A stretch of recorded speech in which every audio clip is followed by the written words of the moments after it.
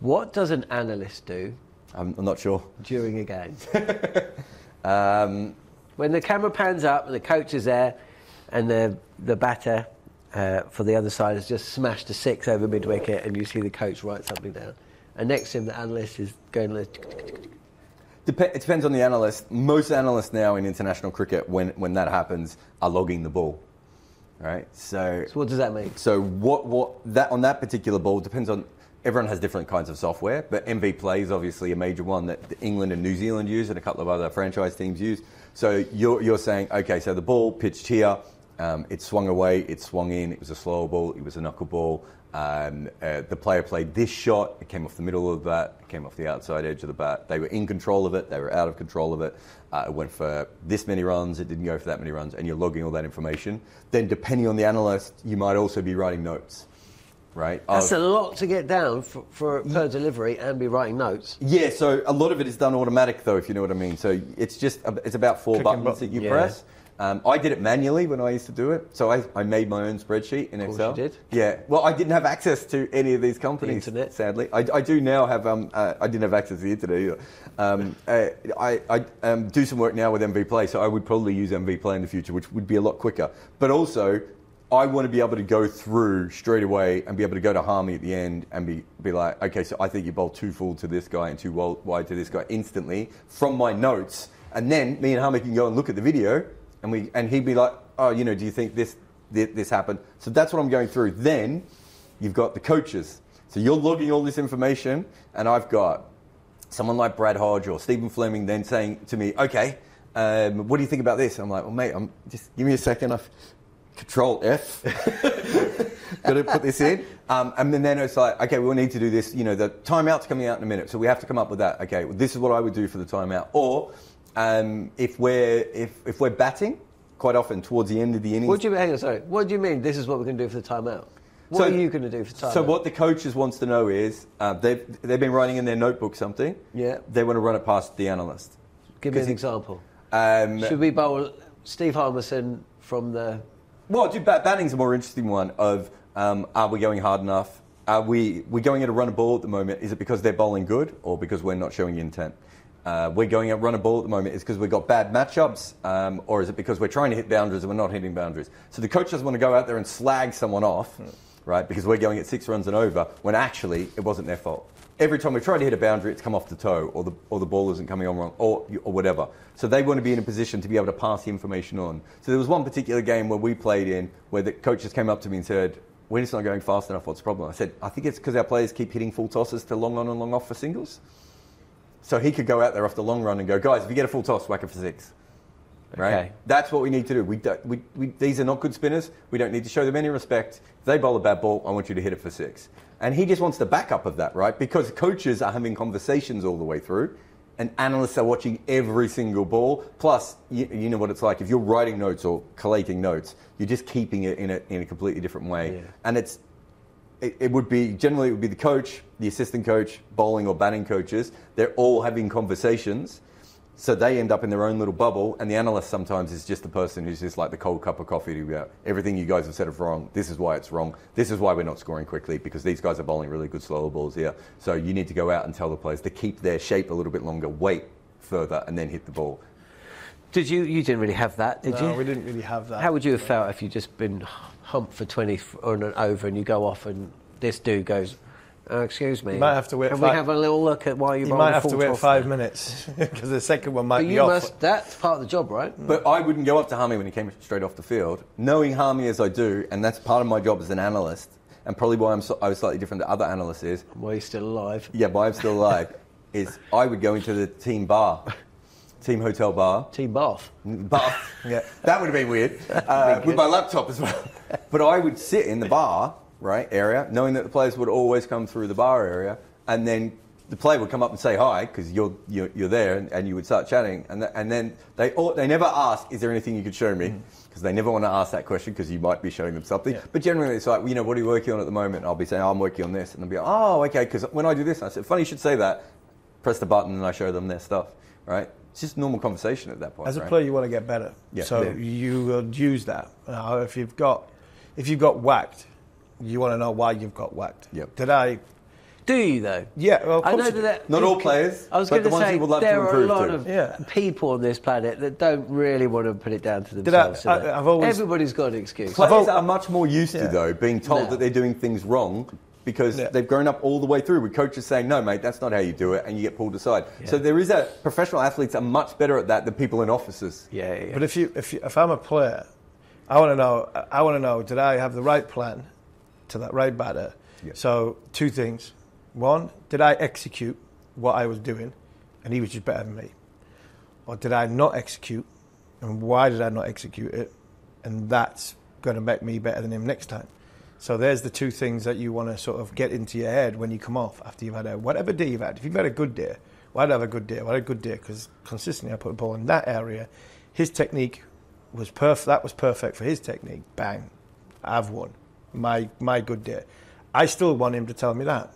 Because I was going to say, so did you spend as much time with players who were performing well as you did with players who weren't performing well? It doesn't really matter to me because you're still trying to give them information that they need for themselves. So, you know, if someone's doing well, you want to be able to say, I like the way. I remember saying to one player, you got really stuck against a spin and then you played a reverse sweep and I didn't even know you played the reverse sweep. And I said, that was the absolute, like if I was operating you like a video character, that's the shot I would have played at that time. So absolutely perfect. So he probably at that stage goes, oh, I got away with that. Also reinforcement of the player. But he's probably in his head thinking, mate, I got away with that. I'm not sure that was the right shot. Now he's thinking, oh, okay, no, it was the right shot, so I can do it again. And there's so many different ways of helping people. There was one player I worked with, all he really wanted to know was whether, if he was successful, he wanted to know if it was luck. And if he was unsuccessful, he wanted to know if it was luck on the other side.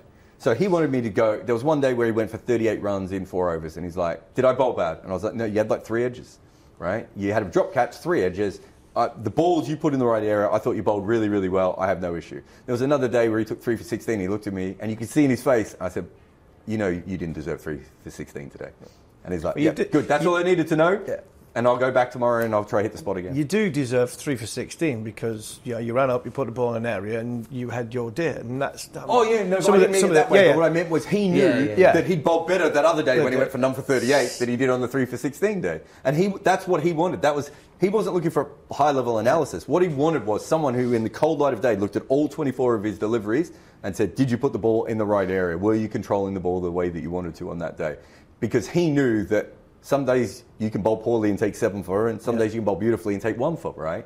But he wanted to know if he was right in judging himself outside of his numbers. And that's all he wanted. Whereas other people, so technical and stuff. Yeah. And there are some players that I never dealt with directly, right? Where the coaches were like, you don't want to get involved with this. He needs to hear this from a former player. You tell me what you think he needs to know, and I'll give it to him in coach speak. Again, I've got no issue with that. And, you know, you go back to what Harmy was saying before. The best organisations that I've worked with, or the best people I've worked with in cricket, want to get better every day, right? And the ones who don't generally get a little bit stuck, and you can't deal with those sorts of people anyway. So you end up, whether you're a coach or you're an analyst, right? You end up gravitating towards the people who want to get better because they're the ones who are like, great, more information I can get, the better.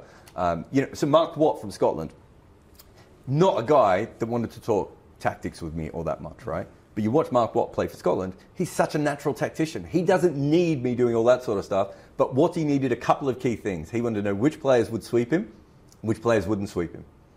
And he's like, I don't need to know any more about this guy. I have my plans, Jarrod, but just tell me who you think's going to sweep me and who's not going to sweep me. And that's all I ever did. He's absolute natural, whereas other players want to know ball by ball. All right, Jarrod, you know, it's the 6th over now. And you know they've got off to a flyer. Where do I bowl to this guy now? Right? Everyone wants different information from that point of view. You've worked with a lot of different nationalities. Were there, or do you find that there are some nationality of cricketer that, you know, stereotypically are more in tune with this way of the world, or is it across? Is everyone on board with it now, or are there some nationalities that are still a little bit like a bit more old-fashioned in their approach? No. I think for me it was age. Right? Oh, okay. So if I dealt with an older player, and some of them said this to me directly, I got to where I am without an analyst. Why do you think I need you? Yeah. And I'm like, that's fair enough. You know, you're probably quite good because you're a self-analyst, right? You're working it out. Whereas the younger players, they they see you hanging out with the laptop and with the coaches and with everything, and they're like, well, this guy's part of the heat.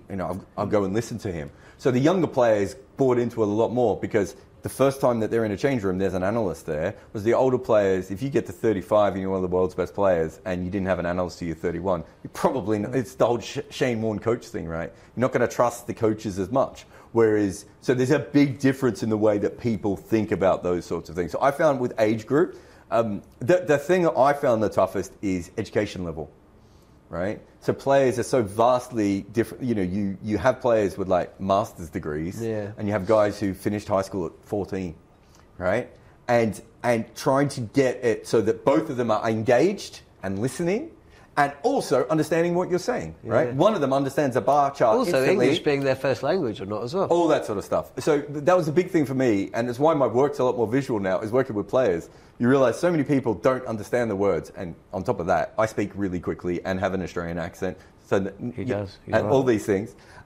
Whereas once you can work at least out, you speak loudly. I speak very loud. But But once you show the thing on the screen, whether it be a clip or whether it be a graphic that they can understand, they just pick that up so much quicker. But all the players have to be self-analysts. Yeah. Because that's the ones that like, players are very good at making excuses. Give them a chance to make excuses. That was the point I was making earlier. And that's a sign of weakness. I think weak characters, weak talent, they don't last long in the game. They get found out very, very quickly, and they disappear. The best players, the very, very best players, are the ones that are the best self-analysts. Because so many times I've sat in a dressing room and gone, I bowled 10 times better last week and got 5 for, and I'm sitting here 0 for 50. That's the game. So that's the psychology of the game. You've got to understand that not every time you bowl well or every time you bowl badly is going to be a good day or a bad day. And I think the ones who are the best self-analysts, the ones that can take all the information in, understand what's right for them and understand what's wrong for them, is why. But information, you can't have, for me, enough information. And I remember Brodie telling me a story about when he got 8 for against Australia, and then not long after he played, and he got criticised by a couple of former England captains about another performance, and he was like, I went to the computer, had a look at the whole thing, and from me taking off, starting my run up, to actually letting go of the ball, I was like, milliseconds out and run up wise. And he said the average lengths and the lengths I bowled, getting 0 for 70, getting 8 for 15, was marginal difference, and that is the beauty about cricket. Some days you put the ball in an area and somebody nicks it. Some days you put the ball in an area and somebody doesn't nick it. And the pressure that when they don't nick it, you then, as a bowler, psychologically, you go, I'm not getting it. I'm going to try and bowl a bit fuller, bang, 4. I'm going to bowl a bit shorter, bang, 4. These are things that comes with understanding what a bowling day is about. It's not always going to be a great day. You can put the ball in the same area in 20 overs, 5 different days in a row, and you could have 8 for 15, 0 for 80, 4 for 20, 2 for whatever. I mean, that's the complexities of cricket. But from an analyst point of view, if you can get that person to analyse himself, you will get him on board very, very quickly. The ones that don't want to sort of self-analyse, I'm not sure you'll see them playing cricket in a year, 2, 3 years' time, because give them a chance to make an excuse. And cricketers are good at making excuses. I was one of the biggest. I promise you, I'll put my hand up there, and I was one of the biggest. If I could make an excuse not to do anything, I would do it, right? But when it comes to, and that's probably why I only played 63 test matches, you look at somebody like Broad and Anderson, they got better and better and better through years because they analysed themselves, that age group. But I bet you every single time they went into a test match, they knew exactly who they were bowling at, where they were trying to bowl at, and how they felt their skill sets were relevant for that surface against that opposition. And that, for me, comes through more information going in, and then you utilise it the best way possible. And that, for me, is the beauty about having an analyst with a team now. So it's just one other thing, finish it off, is I remember there was one particular player who I worked out had a weakness, and we passed it on to him, and he screamed at the coaches, no, I've been working on this, blah, blah, blah. And then he came back about an hour later and he was like, we may have a point here. Maybe I do have to do this. And what he was really upset was not being told that he was making a mistake, right? It wasn't being told that he had a weakness. What he was upset was he had spent 2 years overcoming this issue, right? Technically, changing his career, changing his bat flow so he didn't have this issue. And then suddenly, in a couple of weeks, it had come back. He's like, I've tried so hard. And that's what he was frustrated at, right? And that's what you're dealing with. It's a 14-year career. Everyone's got an opinion on all these different cricketers. They work so hard. They go out there, have to face bowling that is too fast for them at times. They've got injuries and everything else. And this guy's like, I've overcome everything and I've done exactly what I wanted. And then somehow this stupid quirk has come back and I have to deal with it again. You have to understand when you are speaking to human beings. And if you look at the beginning of Moneyball, you go back to that book, they're not really talking about human beings as much at that point. They're talking about, dot points and, and matrix and algorithms and everything. The future of all this is bringing it all together. And the future analysts will be people who probably were former players, who failed and understood what it was like to do that, but then also went off to learn how to code and how to do advanced mathematics and how to use video software and all this sort of stuff to be able to do it. That's where the future is, because you really do need someone who understands the amount of effort that these people put in and why it means so much more to them than it does to just a casual fan. The biggest thing you've just said there, and it's the biggest thing, especially in cricket, you're dealing with a human element. That for me is the big. I mean, you're not dealing with robots. Talking about bowlers, bowling lengths and bowling lines and bowling at tail enders and facing 90 mile an hour, all this stuff. You could feel $1 million, or you might not feel $1 million when you get up in the morning and you're going out to do it, and you've got it all in your mind and all in your plans. But the human element is what makes this game great, because that's for me that's the difference between. Are you having a good day and you having a bad day? Because you might wake up in the morning feeling, I'm not very well, I'm stiff as a board, you've had a hard day the day before, you haven't had much sleep, all that stuff comes into it. So you computerise everything that you're trying to do plan-wise, but the human body doesn't let you do it. And that, for me, is the biggest, that's what's the beauty about the great game we love. On AM, on DAB, via the talkSPORT app and on your smart speaker. talkSPORT.